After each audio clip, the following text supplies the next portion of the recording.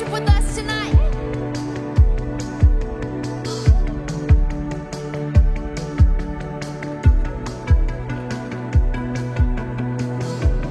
Against all power and belief, through raging wars you fight for peace, and you have always made a way, a path of beauty you create, and I know your love is strong enough to meet me where I am, and I know you keep your promises. In confidence I stand, and I know your love is infinite. It covers where I've been, and I know I can be confident, confident. Hallelujah, you will never let me down.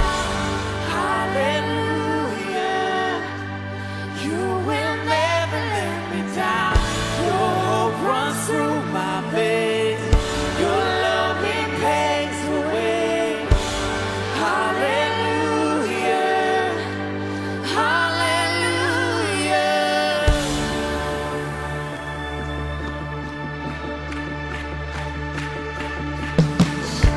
With eyes ahead I cannot see,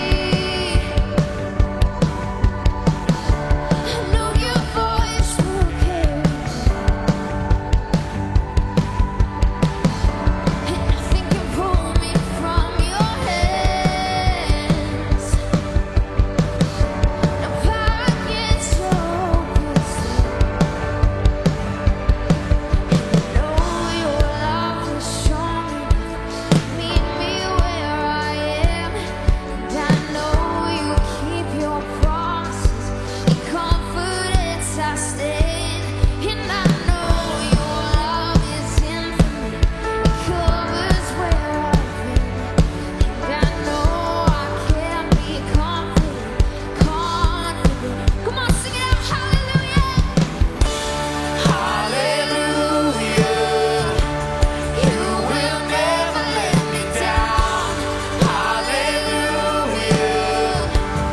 you will never let me down. Your hope runs through my veins. Your love, it paves the way. Hallelujah, hallelujah.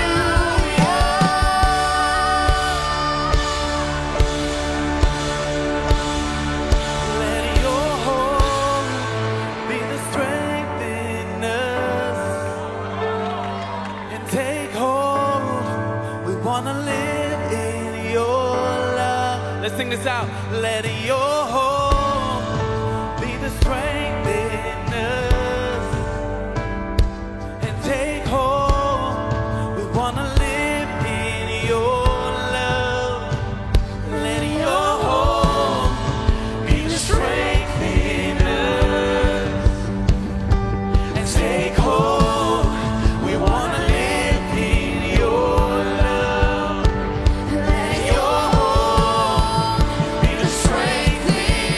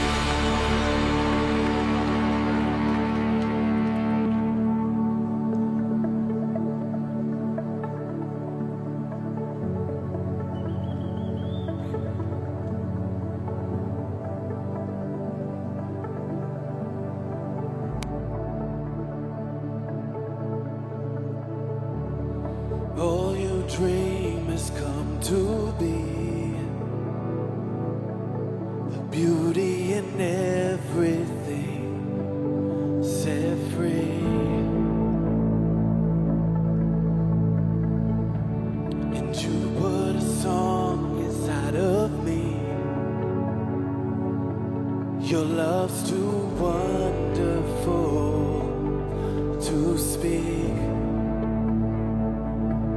And so I sing hallelujah. So I sing hallelujah.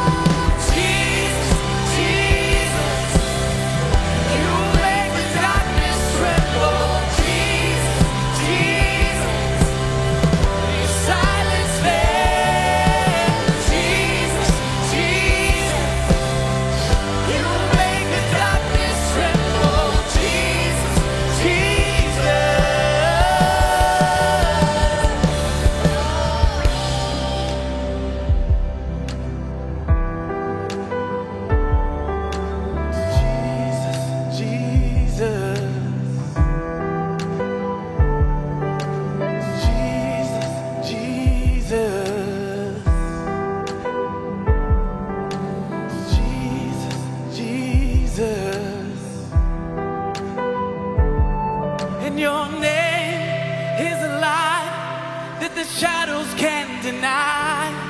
Your name cannot be overcome. Come on. Your name is a light forever lifted high. Your name cannot be overcome. Your name is a light that the shadows can't deny. Your name cannot be overcome. Your name is a light forever lifted high. Your name cannot be overcome.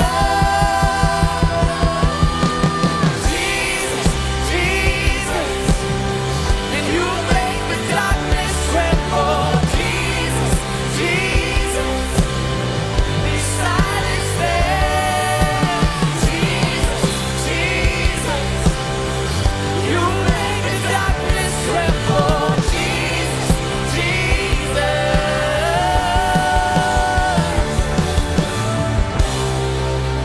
Hey, Mosaic, how we doing tonight? Come on. 7 p.m.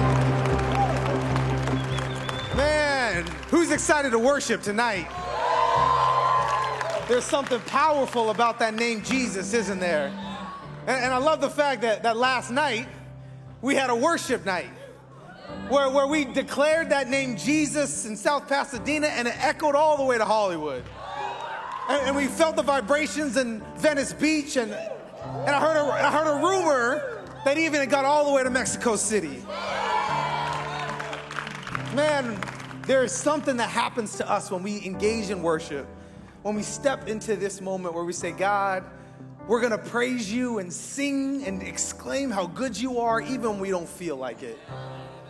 Because worship can change things, can't it? Man, my name is Joe. I'm our campus pastor here in Hollywood, and doesn't it feel good to be together? Come on now. Hey, what I'd love for you to do is, as you take a seat, is just introduce yourself to somebody next to you. Say hi. Tell them they look good.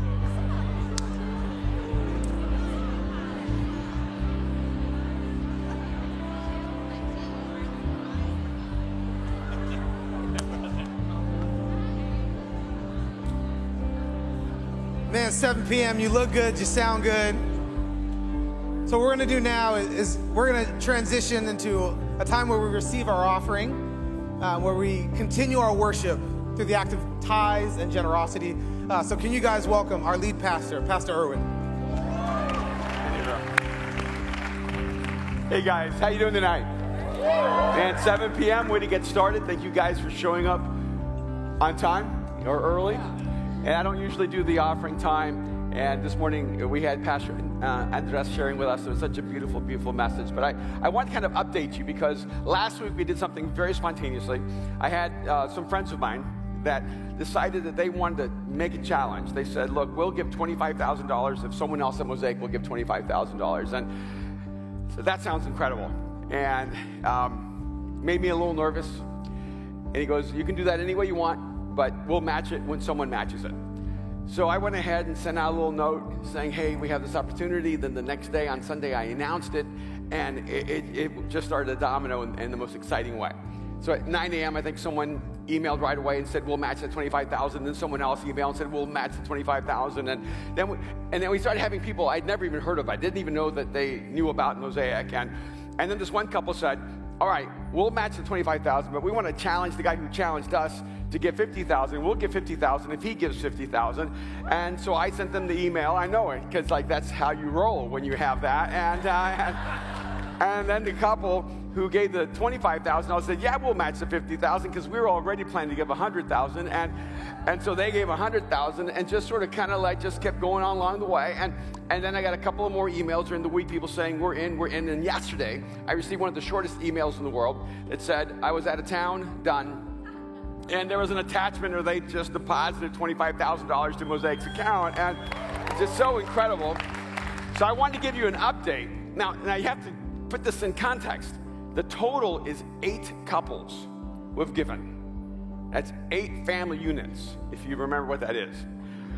And this is how much has been given. $300,000. Isn't that incredible? And I thought, it's our new 7 p.m. You never know who might show up. This might be your very first time, and this is how you roll. And you're like, man, I wish I had been a part of that.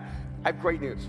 And you can still be a part of this. You can give $25,000 or $50,000 or match the $100,000 that remains unmatched.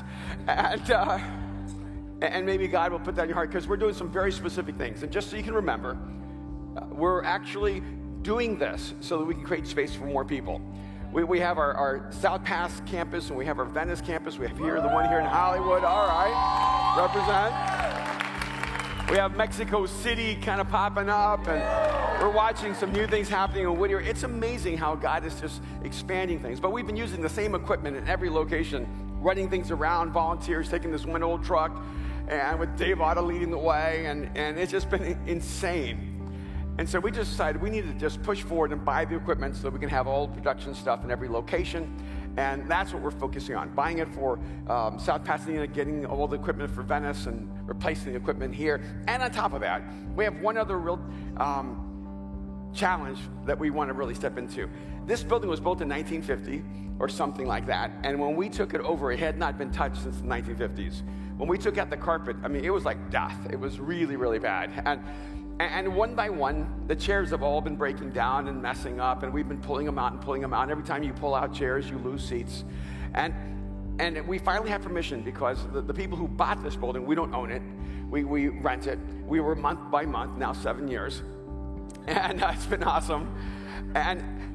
And they were going to tear it down and build condominiums. And then Hollywood, when we first came, didn't want us, and now they want us. And so they turned the building into a historic property. So there's all this kind of conversations going on. And so who knows? Maybe we'll be here permanently. You never know what's going to happen.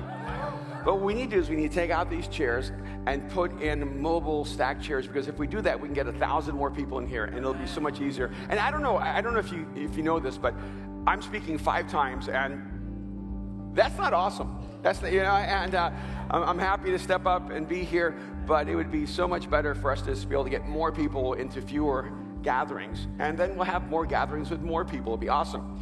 So I checked, and to buy one chair costs $80. That's like the high-end, super, my butt feels incredible kind of chair, And then we can buy like the $25 chair that says, okay, this is like religion, this is suffering, and while I'm listening about God. And so I'm going to kind of leave it up to you, and because because one of the things that they said is we want to inspire the big givers to give, but we also want to use this to inspire everyone to give. Because maybe you have a $25,000 heart, but you don't have a $25,000 wallet.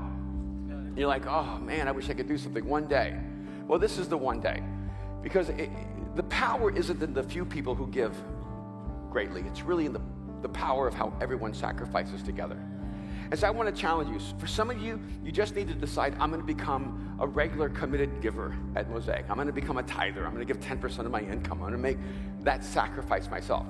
But I want to challenge you also, to do something, kind of a metaphorically matching gift. Some of you, your sacrifice will be $30. And some of you, it may be $300. And for some of you, it may be $3,000. I just want to encourage everyone to be a part of this. More than having 8 people give $300,000, and we can celebrate that. Let's have 3,000 people who all give something together sacrificially. And so I want to encourage you today to do that. That's good. And there's a lot of ways you can give, and I think probably Tess and Eric are going to walk you through, but you can text Mosaic 77977. You go online, mosaic.org/give, or you can download the app and give there. Or you can give like the old school way. All right, you can give into the buckets the way they did during the days of Jesus. But what I want to encourage you to do is to make a decision in your life to know that other people have all the fun of being generous and being sacrificial. I want to challenge you today to join us in this challenge, so that when we're in here and we sit down in these chairs and new people have a place to come in and connect to Jesus, you can know you were a part of that. And then if the chairs are really horrible, that's on you, because you were just not really generous, right? But if like you sit down and your butt goes, man, you're so good to me, and then you know you've really stepped up and done an amazing thing. So let's give together and let's make sure we're a part of this challenge together.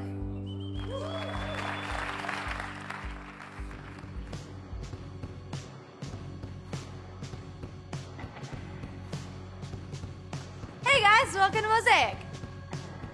The buckets are probably being passed, and in case you missed it, there's a couple easy ways to give. You can go online to mosaic.org/give. You can text the word Mosaic to the phone number 77977, and you can also give in the app. Here at Mosaic, we love building community. There's a few ways you can do that. You can download our app. You can follow us on Instagram at one of the handles on the screen. And one of the best ways to get connected is just to meet us. So come outside after the gathering in the Next Step area. We just had 2 completely sold out shows at the Rialto Theater in South Pasadena for MSC. It was so good, we have to show you. Check it out.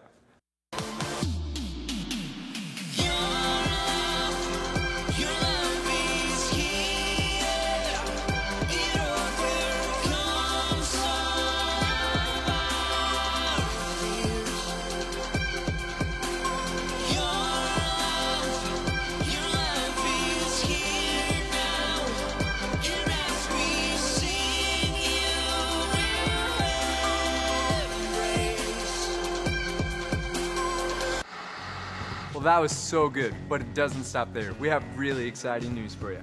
Live from New York, it's MSC! That's right.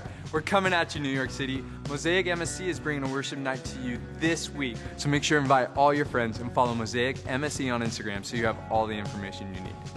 We have something so special coming up. On February 25th, we have the honor and privilege to celebrate our pastors, Erwin and Kim McManus, for being with Mosaic for 25 years. There would not be a Mosaic without their hard work and sacrifice. So invite your friends. We're looking forward to celebrating with you. Growth Track is a place to learn more about Jesus and about our community. Join us at Mosaic Hollywood after the 12 p.m. gathering. Mosaic, we're making room for more people, which means new gathering times. Hollywood, 9, 10:30, 12, 7, and 8:30. South Pasadena at 9:30 and 11. And Mosaic Venice on the west side, Wednesdays at 8 p.m. We love you guys. Have a great week.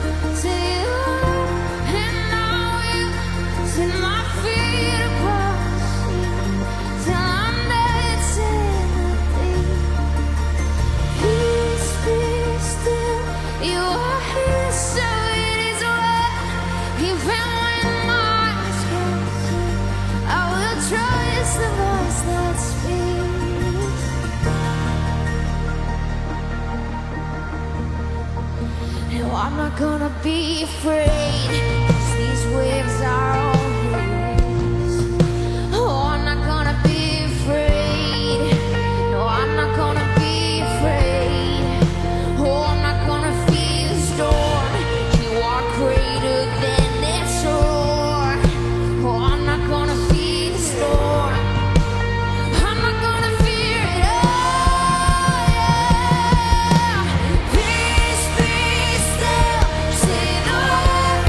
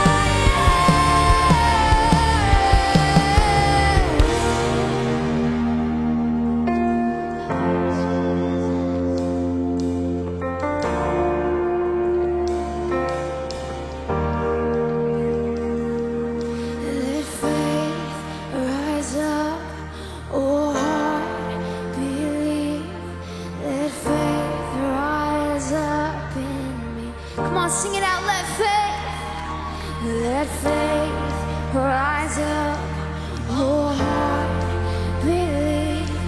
Let faith rise up and come on, that's our prayer tonight. Let faith, so let faith rise up, oh heart, believe it. Let faith rise up in me.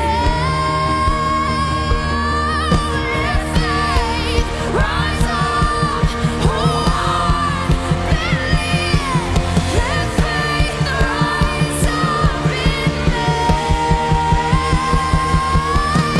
Peace be still, say the word, and I will set my feet upon the sea till I'm dancing in the deep blue. Peace be still, you are here, so it is well. Even when my eyes can't see, I will trust the voice that speaks. Peace,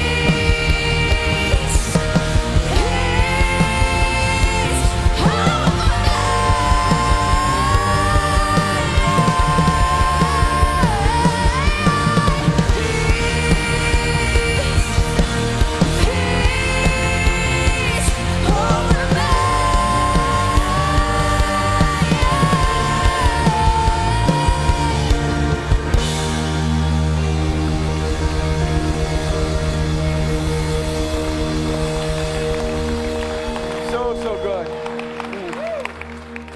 Father, thank you so much for meeting us in this moment. For God, everything that you intend to do in this place, in our lives, across the world. Father, you have an amazing way of reaching us when we feel we're too far to be found. I ask you to do what only you can do, God, to speak the words that we must hear. To bring to us those words that would be life to us.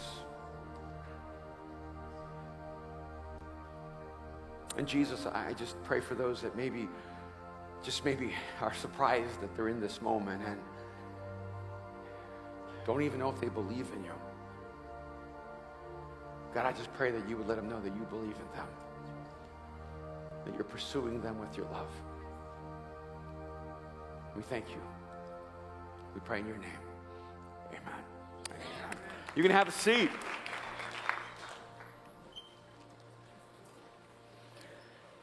Throughout my life, I've gone through different phases of things that I became compulsively interested in.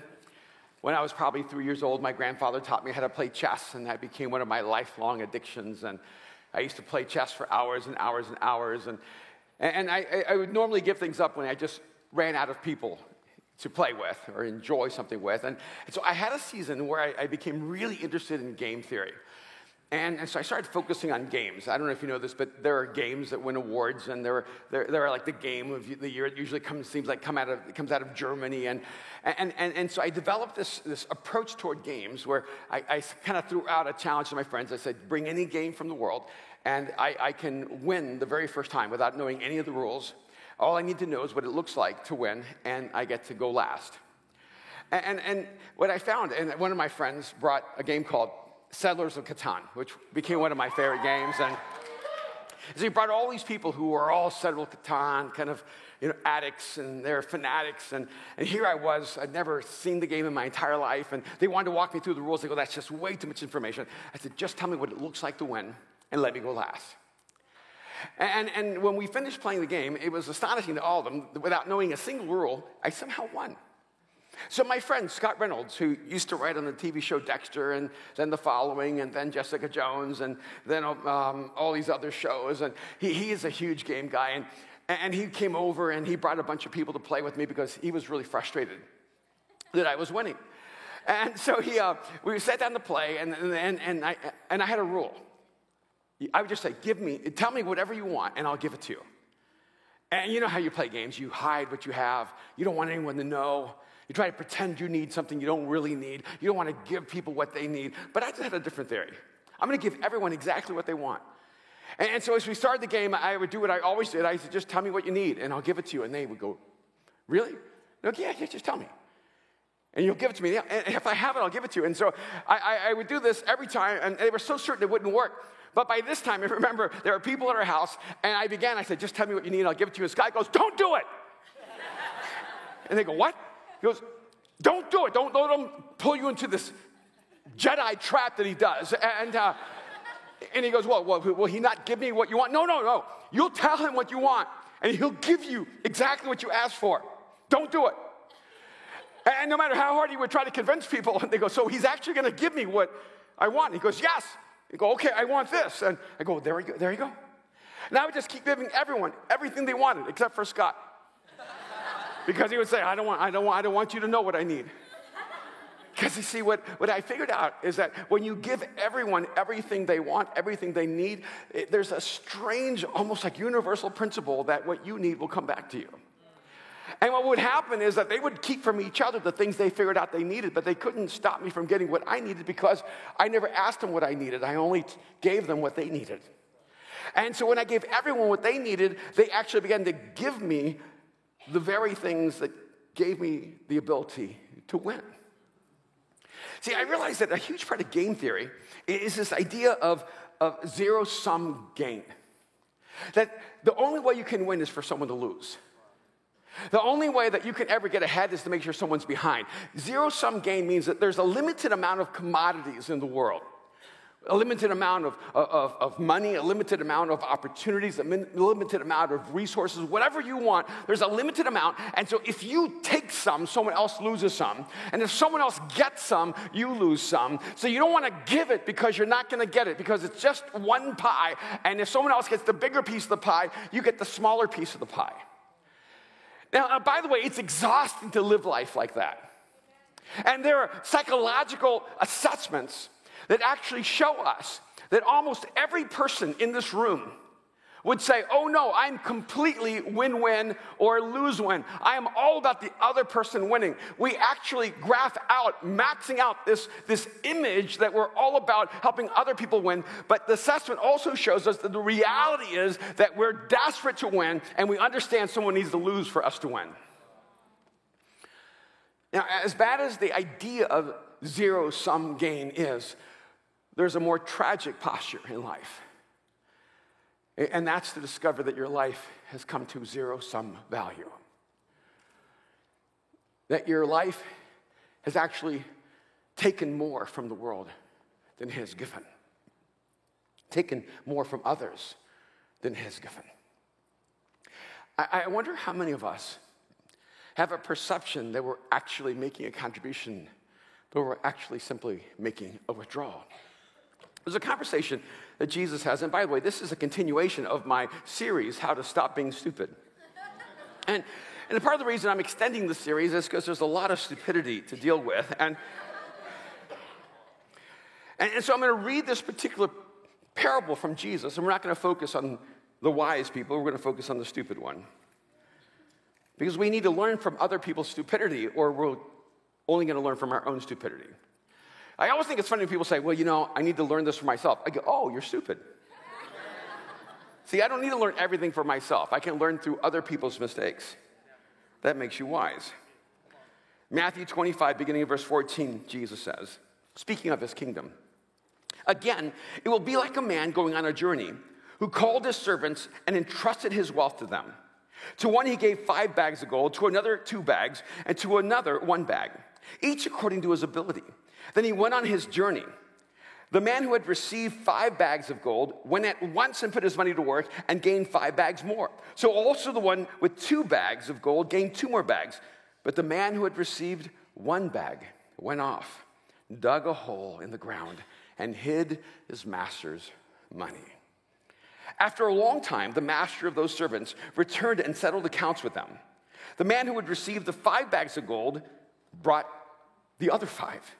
Master, he said, you entrusted me with 5 bags of gold. See, I have gained 5 more. The master replied, well done, good and faithful servant. You have been faithful with a few things. I will put you in charge of many things. Come and share in your master's happiness. The man with 2 bags of gold also came. Master, he said, you entrusted me with 2 bags of gold. See, I have gained 2 more. His master replied, "Well done, good and faithful servant. You have been faithful with a few things. I will put you in charge of many things. Come and share your master's happiness." Then the man who had received 1 bag of gold came.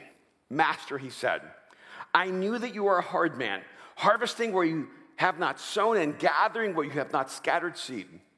So I was afraid and went out and hid your gold in the ground. See, here is what belongs to you." His master replied, "You wicked, lazy servant. So you knew that I harvest where I have not sown and gather where I have not scattered seed?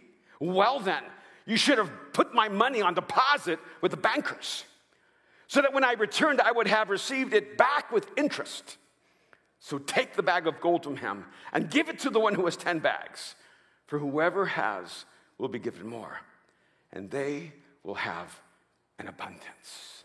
Whoever does not have, even what they have will be taken from them."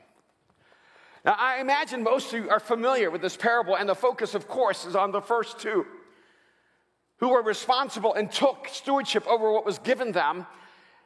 And the master responds to them, "Well done, my good and faithful servant." But I want to focus on the third guy, because the third guy actually had a mindset of zero-sum value. He was actually entrusted with something that he did nothing with. And in his mind, he wasn't stealing. He was just protecting. But in the end, what we find is that this is unacceptable to God. Because God entrusts us with gifts and talents, with intelligence, with passions, with opportunities and resources, and he holds us accountable not simply for what he gives us, but what we could give in return. So I want you to know what zero-sum value looks like, in case you're wondering. It looks like this. Now, the tricky thing about a zero is that it might communicate the wrong thing. See, there's some of you who might feel like you are a zero. Have you ever felt like God just sort of ripped you off? He didn't give you as much he gave someone else. Have you ever felt like you've always lived in a deficit because you're not as talented as someone else, or not as intelligent as someone else, or not as gifted as someone else? Or maybe you just thought it was environmentally unfair. Because let's be really frank. Some of you were born with huge advantages, and some of us were born with huge disadvantages, right? I mean, there are some of you here, I'm not sure if there are many, but there are some of you who actually come from a healthy family. You know, people who love each other, siblings who don't want to kill each other in the dark of the night. I mean, it's only a rumor, but I understand there are families that actually are for each other. They're healthy, they're amazing. And if you came from that kind of family, you should realize you have a huge advantage in life. But you didn't do anything to deserve having an awesome dad or an awesome mom.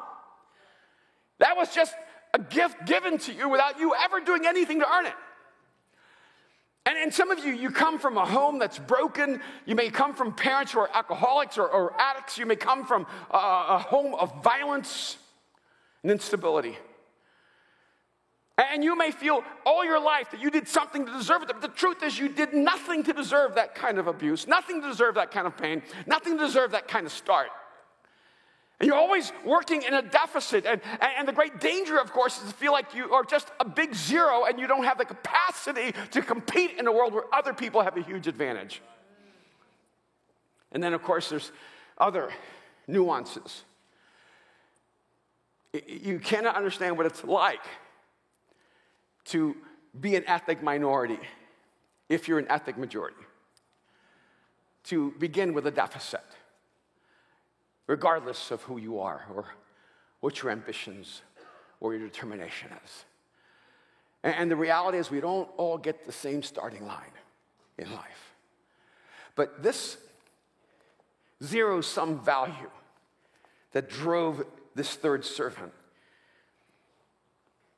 locked him in because he spent his life blaming others for his life. And if you're going to move past zero-sum value, you have to stop blaming others for you. And you have to start taking responsibility for your life. Let's go to verse 25. It says, verse 24. Then the man who had received 1 bag of gold came. Master, he said, I knew that you are a hard man, harvesting where you have not sown and gathering where you have not scattered seed. And so when the master returns and the servant has done nothing with what has been entrusted to him, he begins by saying, I want you to know up front why I did what I did. It's because of you. I knew you were a hard man. See, there's this psychological structure that some of us will take on in life, that we'll spend our entire life blaming someone else or something else for where we are and where we're going.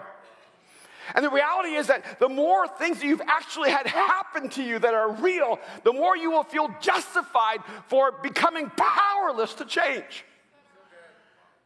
Because the reality is, even if it wasn't your fault, it is your responsibility.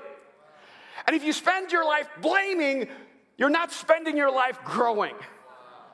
And I do think it's interesting that this servant saw the master differently than the other servants. He said, I knew you were a hard man. We don't know much about the master, but we can actually surmise a lot from him. Because here's a master who entrusts his servants with his wealth. That's not the actions of a hard man. In fact, he entrusts them with great wealth, and he doesn't even tell them what to do. He doesn't micromanage them. He doesn't dictate. He actually gives them an opportunity to accomplish more than they ever could within their own limited resources. And he goes away, doesn't give them specific instructions, just says, go and be faithful with this.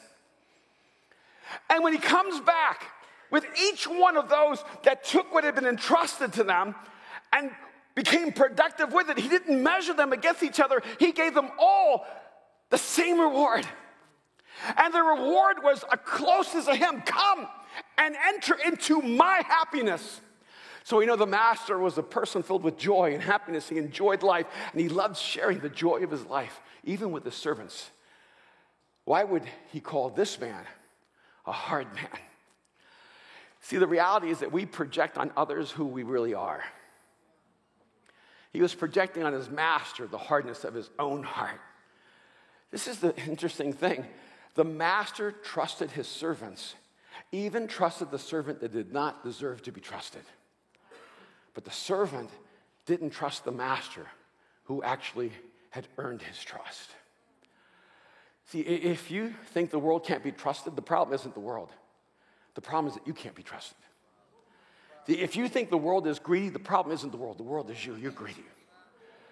See, the problem that you project on the world is actually the problem inside of you.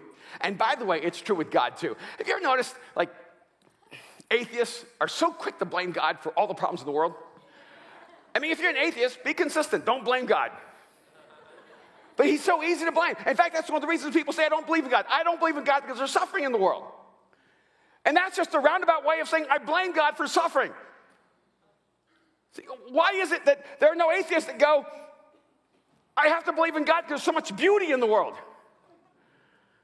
Wait a minute. You cannot believe in God because there's so much suffering, but you can somehow not believe in God even though there's so much beauty. See, how is it you can't go, I'm an atheist, but I just can't deal with the fact that every morning has this extraordinary sunrise and it overwhelms me? Or see, why would an atheist say, I want to stop believing God? I don't want to believe in God, but every time I see a sunset, I'm blown away and overwhelmed.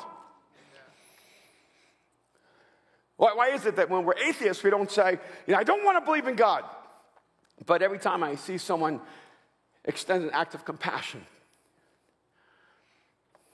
to caress a child or to help the helpless or to feed the hungry, I'm overwhelmed because I see God in us. It's a strange thing how we are so inclined to blame rather than bless. If you're going to move past zero-sum value, you have to stop blaming others for your life and start taking responsibility for you. Stop looking backwards and explaining why you are where you are, and start looking forward and start changing who you are to who you're becoming. And then the servant says this to the master. He continues in verse 25. So I was afraid and went out and hid your gold in the ground. See, here is what belongs to you. So he begins by saying, I didn't do anything because of who you are. Stop blaming others. But then he says, oh, and by the way, I didn't do anything because I was afraid of you. I was afraid of the outcome. I was afraid of the consequences. And the same way you need to stop blaming others, you need to stop living in fear and take courage. There are going to be enough things in life that will fill you with fear, that will give you the justification to not move forward. You know, the truth is, people who are paralyzed by fear usually see everything that's real. And that paralyzes them because they don't believe they can create a different reality. See, courageous people, they do have like a measure of insanity.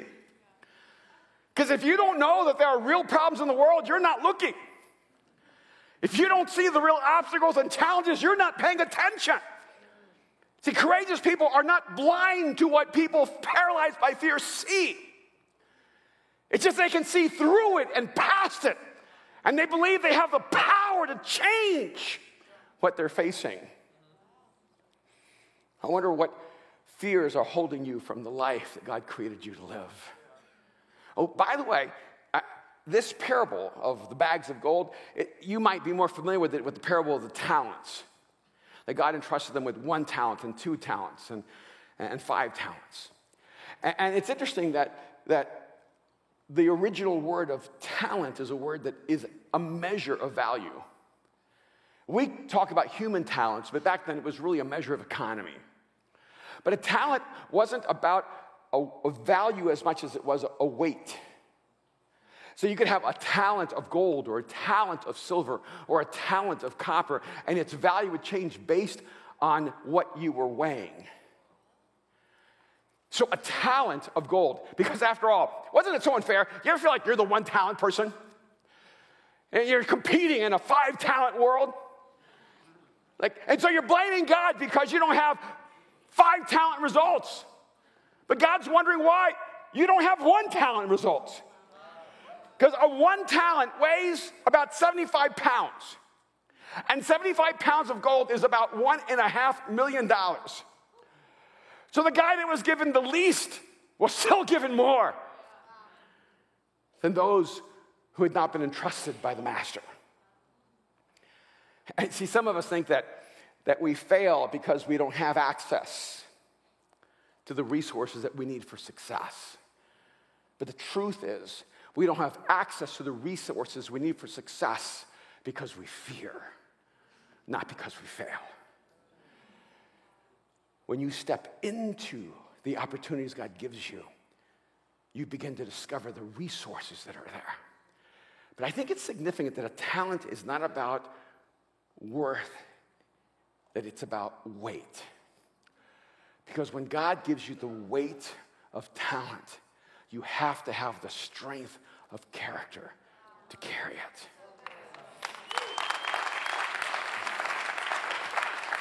The problem with the fool wasn't that he didn't have enough to make a difference in the world. The problem with the fool is that he didn't have the courage to make a difference in the world. You ever just been overwhelmed with fear? Just paralyzed because of an opportunity? See, I'm a naturally born coward. Fear was one of my most comfortable emotions, experiences. And so part of what has changed my life is when I feel a fear, I lean into it. Because I've begun to realize that fear is just an illusion that was trying to steal from me my freedom. And something funny happened last year. I never even brought it up. Someone here emailed me and said, hey, I'm working on a TV show, and there's a part coming up on an upcoming episode, and I think you'd be perfect for it. I thought, oh, this will be fun. I've gotten to do a few things in the past, and so I thought, oh, that'll be great. And they said, well, I set you up with a meeting with the director, I think on Tuesday, whatever it was. And so I thought, this is great. And then right before I left, we downloaded the script. I looked at it and I thought, oh, of course, I'm playing a pastor. And so a little typecasting, everything like that. She goes, you'll be perfect for this role. You're a pastor. I think you'll be amazing. And I read it and thought, okay, this is what this pastor's saying. It's not really what I would say, but, you know, it's acting. And so everything in the past has been, hey, would you like to have this part? And so I'll just do it. And this was, I didn't know, but when I got there, I realized it was an audition. I don't audition. And there was a room packed with guys. I mean, it was a role of a pastor, but most of them were wearing priest suits. Because, I guess they all saw The Exorcist, so that's what pastors look like.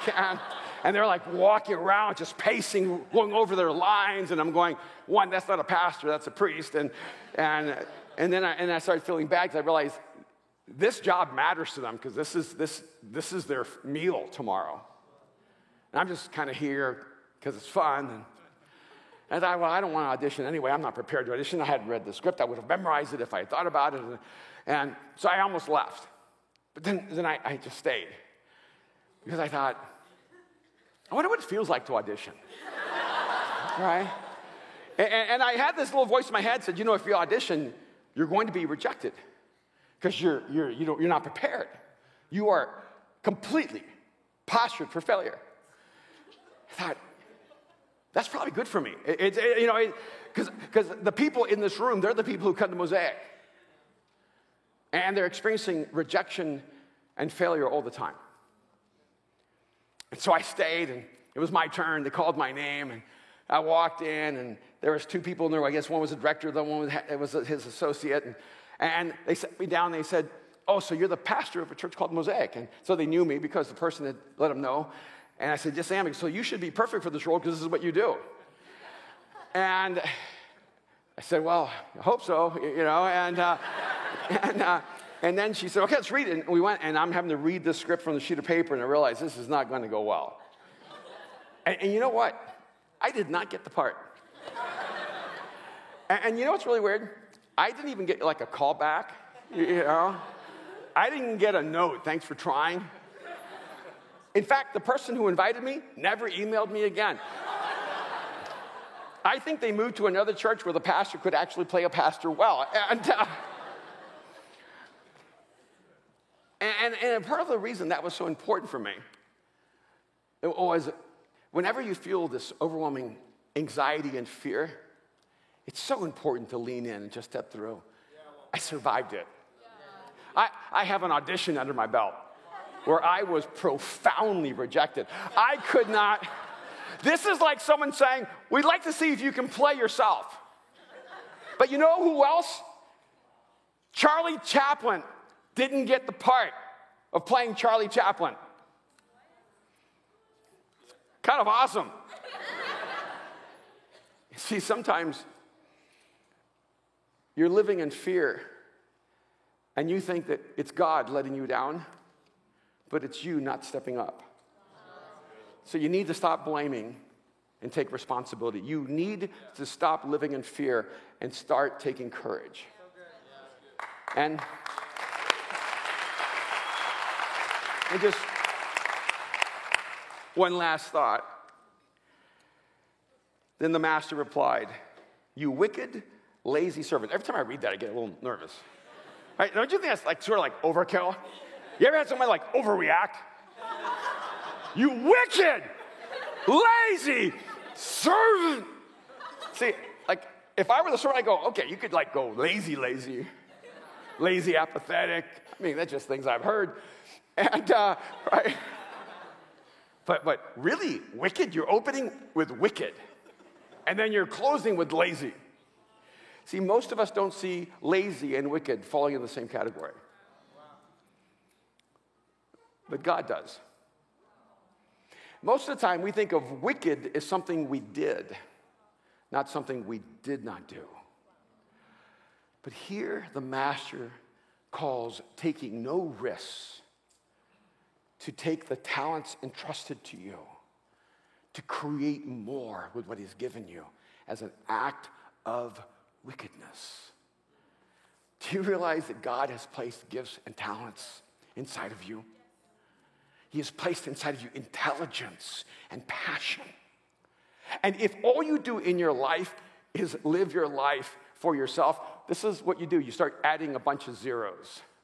See, zero-sum value can have a lot of zeros, which makes you look awesome. You know anybody with a lot of zeros? You ever felt like someone it's just unfair how much God gave them? Like David Beckham. He just comes to mind. Because when I look at David Beckham, I think, see, that would make me wonder if there's a God, because it's just so unfair. Right? You're allowed to be good-looking or talented, but you cannot be both. I mean, think about it, the injustice of this. He looks like David Beckham. And then he was a pro soccer player. And I'm like, be a pro soccer player and look hideous. Or look like David Beckham and be awkward. But then I go, okay, but maybe he's like stupid. Because you can be good looking and you can be talented, but wouldn't it be great if and then he talks and you go, great. He's intelligent. And then you go, okay, well, at least he could marry bad. But he marries a Spice Girl. And like probably like the best one, right? And so, and I'm just saying, right? And so I'm like, if you look like David Beckham, you should have nothing else to point to. But no, he has all these zeros.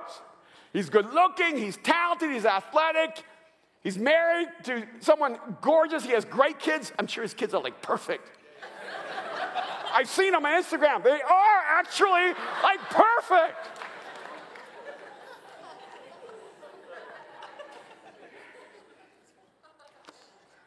But you see, other people may look at you and go, wow, you're incredible. See, you may have great wealth or success or fame, prestige. There may be things people look at and you go, oh, you have so much, but they're just a bunch of zeros if you're just living for yourself. Wow. And whether you have 1 zero or 10 zeros, it's still zero-sum value if you're living for you. Wow. And so the master says to him, you wicked, lazy servant, you did nothing with what has been entrusted to you. So you knew that I harvest where I do not sow and gather where I have not scattered? Well then, you should have put my money on deposit with the bankers so that when I returned, I would have received it with interest. Then he says, so take the bag from him and give it to the one who has 10 bags. That always bothered me. Why did he give it to the guy with 10 bags? Why not the guy with 4 bags? Because then he would have 5 bags, it'd be more even. And I realized, I don't think God's a socialist. He's not trying to make things even. I think God's going to give more to the person who's more trustworthy. He wants to just keep giving more and more to the person who will be more courageous, who will be more faithful, who will be more generous. And God does not mind giving someone more because they do more with more. For whoever has will be given more, and they will have an abundance. Whoever does not have, even what they have will be taken from them. See, this servant didn't start with nothing. He just lived for nothing. He had the opportunity to expand that to more than he could have ever imagined. Some of you have a static view of yourself, a static view of God. You have a zero-sum game view of the world. See, some of you, you're paralyzed. You're like, God, you just didn't make me talented enough. But you know what's crazy? Your talent isn't static. Your talent is dynamic. If you just take the talent you have and use it, watch how much more talent you'll have. The reason you're not getting more talented is that you're not a good steward of the talent you have. Some of you go, God, I wish you just made me smarter. Stop being stupid. Because your intelligence is not static. Your intelligence is dynamic. You can be smarter. But you have to use the intelligence you have. And when you use what you have, God will give you more.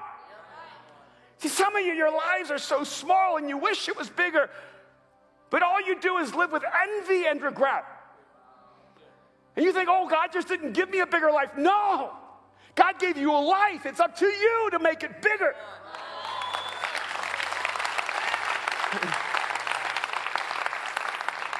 You need to stop being a static human being. You've taken the talents God has given you, and out of fear, you buried it in the ground. And this is such an interesting thing. He goes, here's what belongs to you. See, that is a misunderstanding. What God has given you is not what belongs to him. It's what he knows you can do with what he's given you. That's what belongs to him. And he expects a return from your life. You will give an account for what you've been entrusted with. Some of you are static because you've buried your life in the ground. So you need to stop blaming others. You need to stop living in fear, but you need to stop burying yourself. Because some of you, you've dug your own grave. You've put yourself in the ground. You've put the dirt over your soul, and you've suffocated yourself because you're buried alive. So you need to go find a shovel. You need to remember where you buried your soul. You need to start digging and pull out those talents God gave you. And you start doing something with the life you've been trusted with. There are no limits to what God can do in you. And if you'll be faithful to what you have, God will trust you with more and more and more. But you got to stop living this zero-sum value life. And the way you do that is by giving your life to just one. By the way, if you just gave your life to one person, it would change your life forever. If you began to serve one person, it would change your life forever. But let me tell you what we really need to do. We need to take all these zeros that we've been entrusted with and give our life to the one who created us, the one who was crucified for us, the one who died for us, the one who is here to give us life. If you give your life to just this one, let me tell you what he will do with your zero-sum life. He will take that one and turn what you have and thought was nothing into an infinite treasure. Because the talent is not something God gave you. The talent is you. And he wants you to give yourself away to the world. This is what Jesus did. He died on the cross 2,000 years ago and rose from the dead so that he could place the one before the zeros in your life. Would you bow your heads with me just for a moment?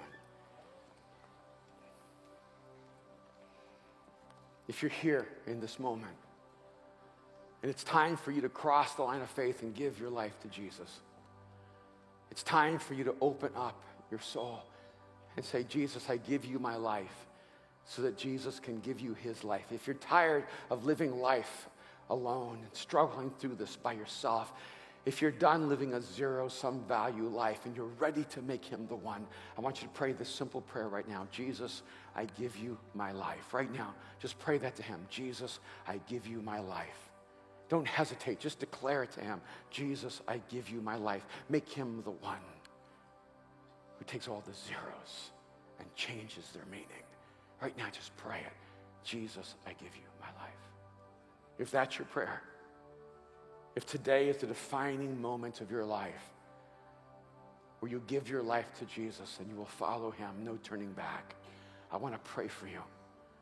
If that's you, if you just pray, Jesus, I give you my life, I want you to hold up your hand high. I want you not to hesitate. I want you just to do it right now. Beautiful, beautiful, all over the, right now, beautiful. Anyone else? Wonderful.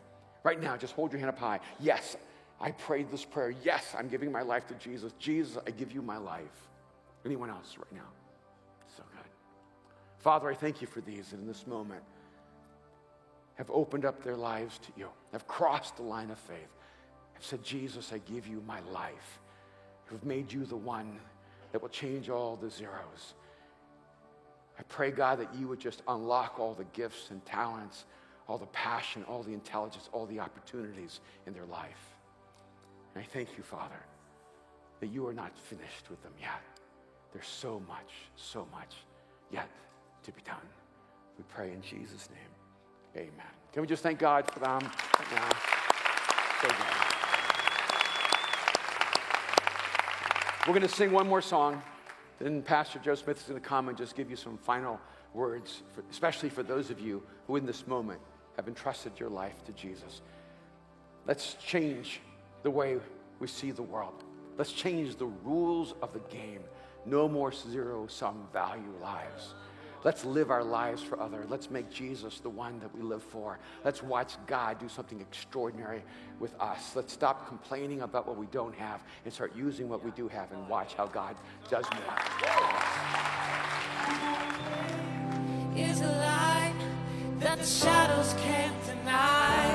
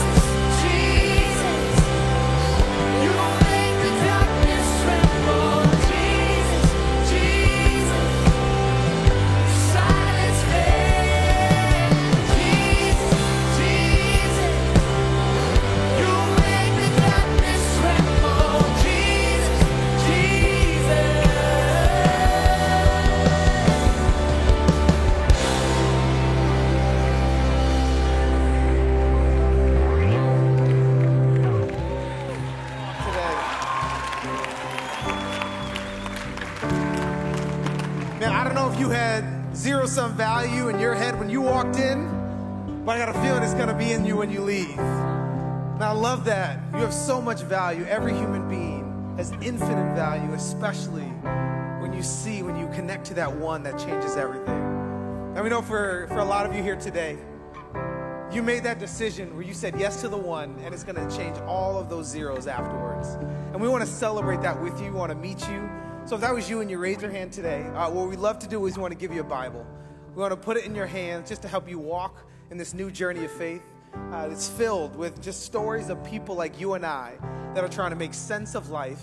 And when we do it together, we discover the life we were created to live. So if that was you and you raised your hand, maybe today or in the last few weeks, we want to invite you to come to the back. There's an area called Next Step, and we do a little after party there. So come to the white bar. Our team will be there. I'll be there. And we'd love to meet you. We'd love to say hi and just help you as you begin this new journey. Hey, have an incredible week. We want to let you know, February 25th, Pastor Erwin and Pastor Kim's 25th anniversary here at Mosaic. So let's make sure that we pack this room out and celebrate all that they meant to this community. Hey, we love you guys. God bless.